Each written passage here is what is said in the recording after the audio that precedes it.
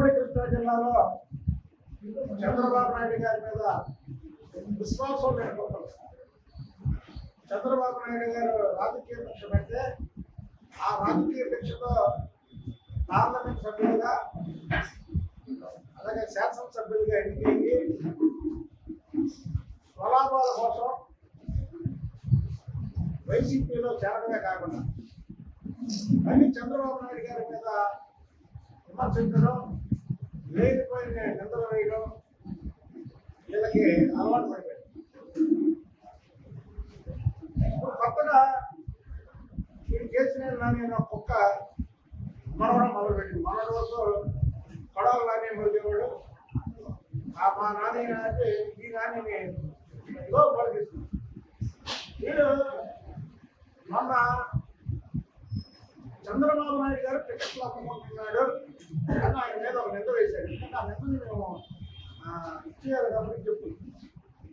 దానికి రాష్ట్రం మొత్తం జగన్మోహన్ రెడ్డి ఎలా దోచుకున్నాడో దాంట్లో ఒక పావుల దోచుకున్న వ్యక్తి పెద్దిరెడ్డి రామచంద్రారెడ్డి ఈయనేదో కేసీఆర్ సంచారి చంద్రుడైనట్టు, ఇతను నోటి నుంచి అబద్ధం రానట్టు కేసీఆర్ నాని చెప్పేలాగా అని ఇతను చెప్పాడు. బాబు పెద్దిరెడ్డి రామచంద్రారెడ్డి వైసీపీలో చేరే 10 రోజుల ముందు ఇలాంటి నీచ నికృష్ట విధవలాంటి సీఎం నా దేశంలో చూడలేదని కేసీఆర్ నాని జగన్మోహన్ రెడ్డి ఉద్దేశించాలి. నేను చెప్పుకోను దీనికి సమాధానం. కేసీఆర్ నాని చెప్పాడు అంటున్నాను. కేసీఆర్ నానికి ఒక శాపం ఉంది. ఎందుకంటే తెలుగుదేశంలో ఉన్నప్పుడు మాకు చెప్పేవాడు. ఏంటయ్యా శాపం అంటే ఒక మనిషి శపించాడు ఎక్కడో. ఎందుకంటే ఈ మధ్య గుళ్ళకి అట్లా వెళ్తాడు మీరు. ఎప్పటి నుంచి వెళ్తుంటాడు గడవలో గుడికి చూడకుండా ఒక ముని పడుకొని ఉంటే కాలు తొక్కేశాడంట. పండగ ఉంటాడు కదా, కాలు తొక్కేస్తే మునికి బాగా నొప్పి లేచి చెప్పించాడు. ఈ రోజు బట్టి నీ నోట్లోకి ఏ ఒక్క నిజం చెప్పినా మీ తల 1000 ముక్కలు అయిపోతే నేను అప్పటి నుంచి అనేవాడు పరమ వెధవ. ఆయన మాటలు చెప్పేది కూడా అబద్ధాలి, ఒకటి కూడా నిజం చెప్పదు. వైసీపీలో చేరి 7 పార్లమెంట్లో ఉన్న 7 వైసీపీ ఎమ్మెల్యేలు గెలుస్తారన్న. నీ దెబ్బకి వసంత కృష్ణప్రసాద్ రాజకీయ చరిత్ర ఉన్నటువంటి కుటుంబం, ఆ నాన్న హోమ్ మినిస్టర్ కూడా చేశాడు. ఈ దెబ్బకి ఒక వికెట్ పడిపోయింది. బాబు అసలుకే పార్టీ అటు ఇటుగా ఉంది, మళ్ళీ ఇందులోకి వచ్చి ఈ అబద్ధాలోడు పార్లమెంట్ సభ్యుడిగా పోటీ చేస్తున్నాడు. చంద్రబాబు నాయుడు గారు భిక్ష పడితే చంద్రబాబు నాయుడు గారు చెప్తున్నాడు. ఏమాట కామని కృష్ణప్రసాద్ ఒకసారి చెప్పాడు, నేను చంద్రబాబు గారిని విమర్శిస్తున్నాను. నేను నన్ను జగన్మోహన్ రెడ్డి విమర్శిస్తున్నాడు, నీ చంద్రబాబు గారిని విమర్శిస్తున్నాను చెప్పాడు. వీడు వచ్చి ఇందులో అడిగి పెట్టాడు. వీడికి డిపాజిట్లు రావు, వీడి పక్కన తిరిగితే మనకి డిపాజిట్లు రావు అని ఒక వికెట్ పడిపోయింది. ఈ ఎన్టీఆర్ జిల్లాకు సంబంధించినటువంటి వాళ్ళు చాలా మంది ఉన్నారు. ఇది నీ బతుకు, ఇది నీ బలం అని స్వర్ణపోతులా కలిసి ఆ లాభ చూసి బలం అనుకుంటున్నాను. ఈ వెనక పట్టుకుని 4 మనుషులల్లా నువ్వు చంద్రబాబు గారిని నడిపిస్తావు. వీడు ఎంత బ్లాక్ మీద అంటే విజయవాడ వెస్ట్ కోఆర్డినేటర్ చేస్తారా ఈడ, లేకపోతే నేను పార్లమెంట్ సభ్యుడిగా రిజైన్ చేస్తానని చెప్పి చంద్రబాబు గారిని ఆ రోజు 3 ఎంపీలు ఉన్నారు, ఎందుకు లేదు గొడవ అని నేను రాజీనామా చేస్తాను. వెస్ట్ నియోజకవర్గం ఇన్ఛార్జ్ చేయించుకున్నాను. వెస్ట్ నియోజకవర్గం ఇన్ఛార్జ్ చేయించుకొని వెస్ట్ నియోజకవర్గంలో తెలుగుదేశం పార్టీ నాశనాన్ని చూడటమే కాకుండా వెస్ట్ నియోజకవర్గ ఇన్ఛార్జిగా ఉండే కాలంలో ఒక్క మీటింగ్ కూడా పెట్టలేనటువంటి కోవర్ట్ వీడి. ఇవాళ అర్థమవుతుంది కదా మీకు. ఒక పక్క అలంపల్లి సింగి, ఒక పక్క దేవుని నామినేషన్ వేసుకొని చూస్తున్నాడంటే ఎప్పటి నుంచో సత్సంబంధాలు కలిగినటువంటి వ్యక్తి. వీడు చేయడమే కాకుండా వాడి పదవులు అడ్డం పెట్టుకొని ఇది నిజం, నేను చెప్పేది నిజం, వాడు నిజం కాదంటే రమ్మని ఎదురు బదులు నాకే మీడియా ముందుకు రమ్మను, నేను రుజువు చేస్తా. నెక్స్ట్ కోఆర్డినేటర్ పదవి అడ్డం పెట్టుకొని నేను ఎంపీగా వెళ్తాను, మీకు ఎమ్మెల్యే సీట్ ఇస్తాను అని ఇద్దరు వ్యక్తుల దగ్గర కోట్ల రూపాయలు అప్పుగా తీసుకున్నాడు. అప్పు అంటే కేసీఆర్ అప్పంటే గోడ కొట్టిన సున్నా ఒక గుర్తుపెట్టుకోండి. కేసీఆర్ నాని అప్పు తీసుకోవడం అంటే గోడకే కొడితే సున్నం మళ్ళీ అప్పు తీసుకోగలమా? వాడి అప్పుల బాధితులు చూడాలంటే పెద్ద లిస్ట్ ఉంది. జగన్మోహన్ రెడ్డి కూడా చెప్తున్నా, నిజంగా వీడిని రోడ్డు మీద వదలాలంటే ముందు ఆ జనం అప్పు వీడు ఎలా చెప్పాడు నువ్వన్నా తీర్చు, లేదంటే అప్పులో అందరూ ఈ ఏడాది వెళ్ళి బాబు బాబు అని అప్పుడు మాకు ఇవ్వాలని ప్రచారం చేస్తారు. కేసీఆర్ నానితో అన్నా తీర్పిచ్చు, లేదా జగన్మోహన్ రెడ్డి నువ్వన్నా తీర్చి అప్పులోడు. అంత దుర్మార్గుడు చంద్రబాబు నాయుడు గారు టికెట్లు అమ్ముకున్నాడంటే వీడికి మొదటి రోజు నుంచి నేను చెప్తున్నా, ఈ రోజు చెప్పడం కాదు. వీడి అవలక్షణాలన్నీ ఎదుటి మనిషి మీద వ్యక్తి నాని వీడి ఒక్క మాట ఈ నోటంటే నిజం రాదు. నిత్యం నికృష్టుడు కాదు, క్యారెక్టర్ లేవాడు, క్యారెక్టర్ లెస్ పేరు. వాడు పేరు తప్పకుండా ఎదుటి మనిషి మీద ఏవైతే చెప్తాడో అవన్నీ వాడికి సంబంధించి. చంద్రబాబు నాయుడు గారు టికెట్ వీడికి 2019లో చెప్పండి నెత్తి మీద 100 రూపాయలు పెడితే కావాల కూడా అప్పు పరిస్థితికి వచ్చాడు. అందరి దగ్గర అప్పులు చేసి పిలిచి డబ్బులు అక్కర్లేదు ఊరికే పోటీ చేయడము అంటే విజయవాడలో తన సామాజిక వర్గానికి చెందినటువంటి వ్యక్తుల దగ్గర దాదాపు 10 కోట్లు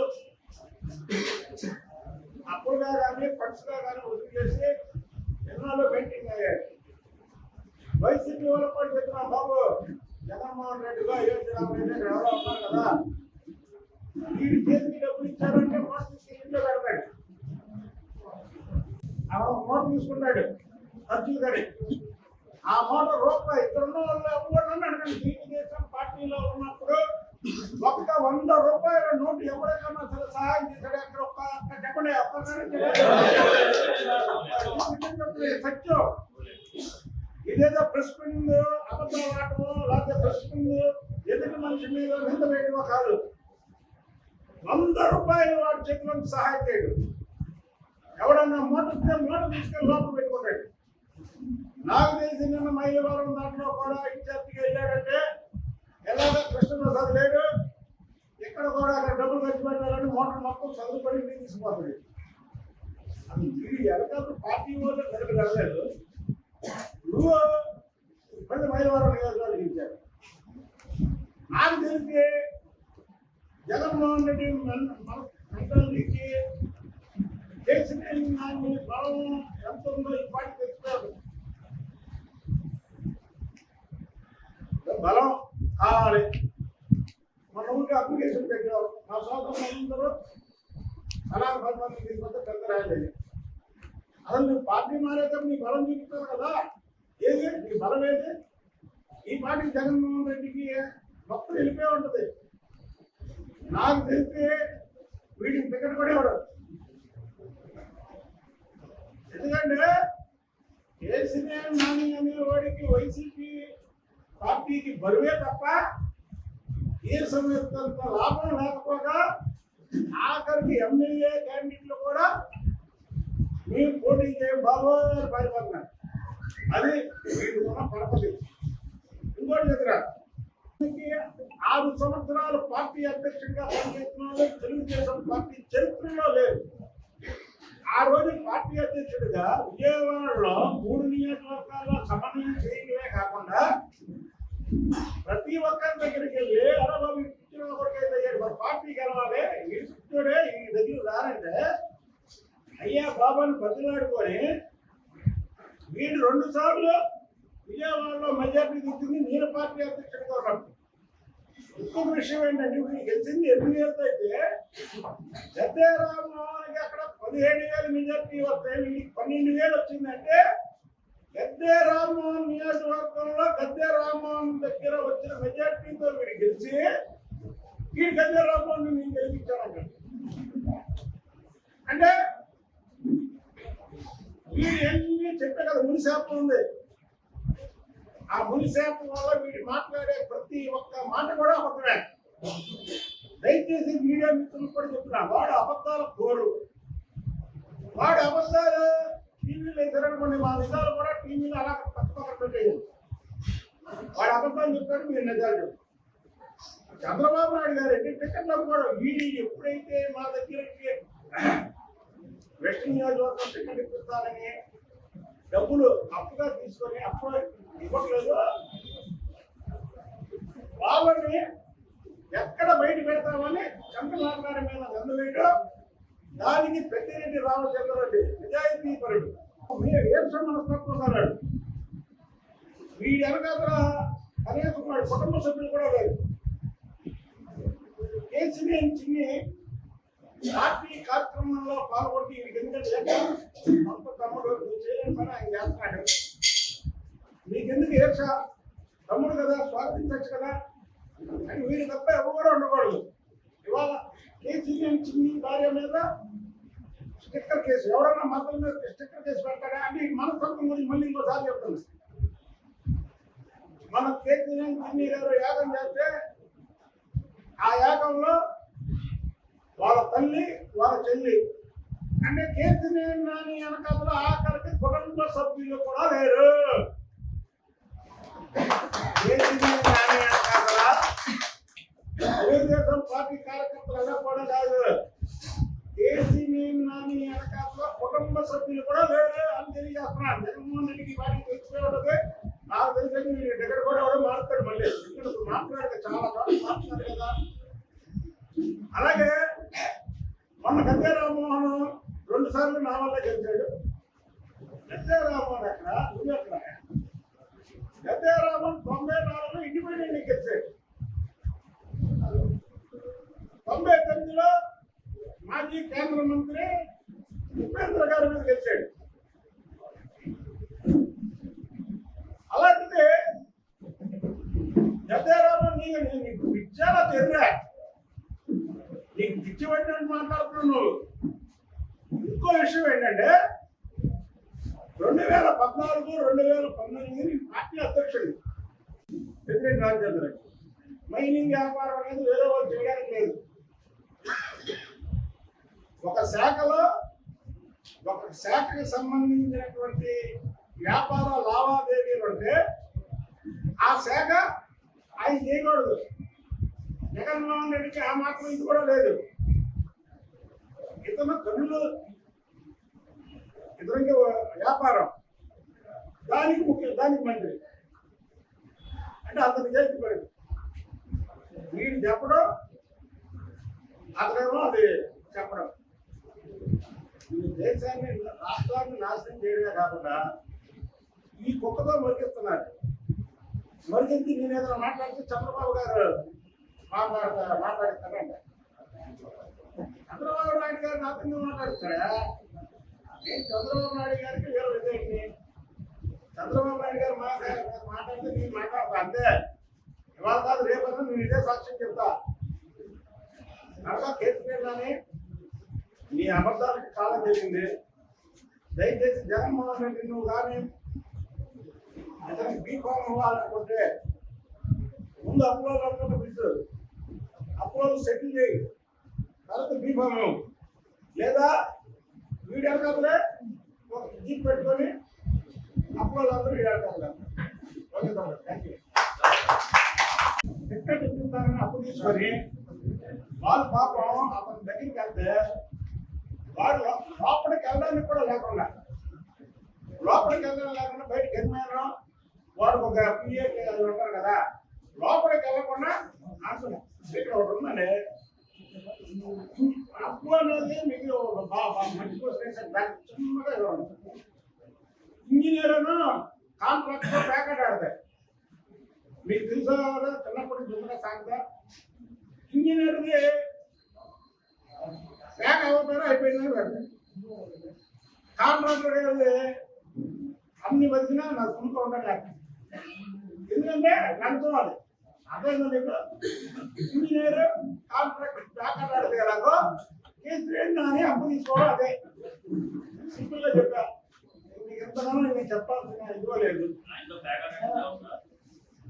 చెప్తారండి అది చెప్తా. వస్తారు వాళ్ళు కూడా వస్తారు. వాళ్ళు వస్తారు. మీరు కూడా మీడియా మిత్రులందరూ కూడా నేను కూడా చాలా సార్లు మీడియా లోగో పెడితే రోజులు చాలా ఉన్నాయి.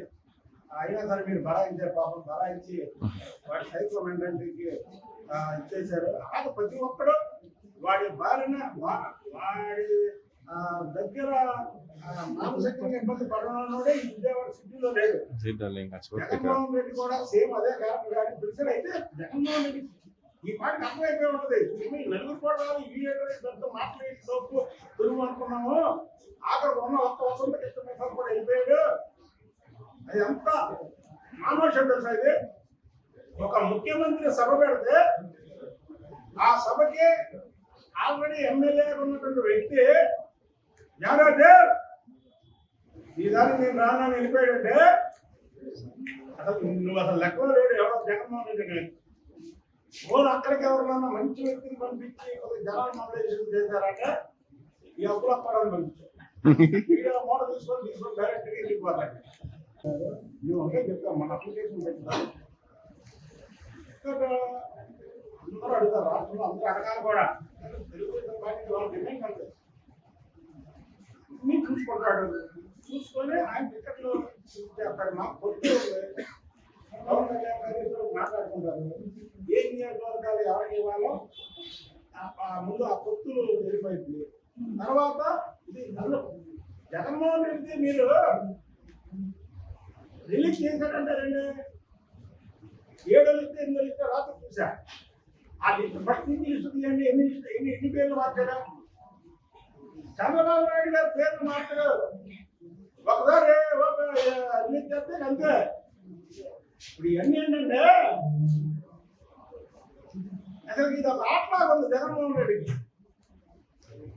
లిస్టు వదలండి. అనిల్ కుమార్ ఫస్ట్ ఎక్కడ ఇచ్చాడు? నెల్లూరు ఇచ్చాడు. తర్వాత నువ్వు ఇక్కడ పరిగ్రహం అక్కడ ఇచ్చాడు. ఆ అమ్మాయికి అరకు ఇచ్చాడు. ఒక ఆడ కుదిరి పరిగ్రహం తీసి మళ్ళీ ఇంకొకరికి ఇచ్చాడు. ఇలా ఎన్ని చోట్ల ఎంతమంది మారుతున్నాడు? మీరు చెప్పుకుంటూ పోవాలంటే అప్పుడు లిస్ట్ వస్తుంది. అదే లిస్టు. అది లిస్ట్ కాదు. డబ్బులు మోటార్ రాస్తున్నాడు. మళ్ళీ ఎంత రాస్తున్నాడు? మోటార్ ఎవరిస్తే వాళ్ళు వేరే మోటార్ లేదనుకో మళ్ళీ వేరే పోవడం. జగన్మోహన్ రెడ్డికి చంద్రబాబు నాయుడు గారు అనే వాడికి ఒకటే కాదు. గుర్తుపెట్టుకోండి. నేను సచ్చినా వెయ్యా బతికినా వెయ్యా అని చంద్రబాబు నాయుడు గారు ఓడినా సరే ఈ రాష్ట్రానికి రాజులాగా ఉన్నాడు. ఆయన ఓడినా జనాల్లోకి వెళ్తే ఒక రాజుకి ఇచ్చే గౌరవం ఇచ్చారు ప్రజలు. జగన్మోహన్ రెడ్డి అనే వ్యక్తి కానీ ఓడిపోతే ఈ రాష్ట్రంలో కాదు కదా, ఈ దేశ సరిహద్దుల్లో కూడా ఉండడానికి పనికిరాని వ్యక్తి.